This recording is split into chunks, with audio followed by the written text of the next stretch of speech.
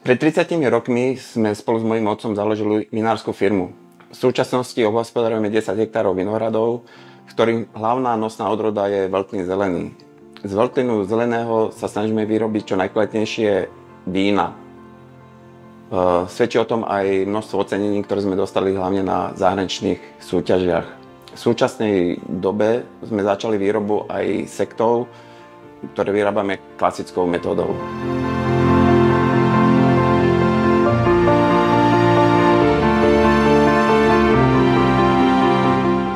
Súčasťou nášho vinárstva Vino Ludvík je aj ubytovanie, ktoré sme nazvali My House. V centre Modry ubytovanie sa nachádza v historickom asi 400-ročnom dome a poskytujeme ubytovanie iba v 6 izbách.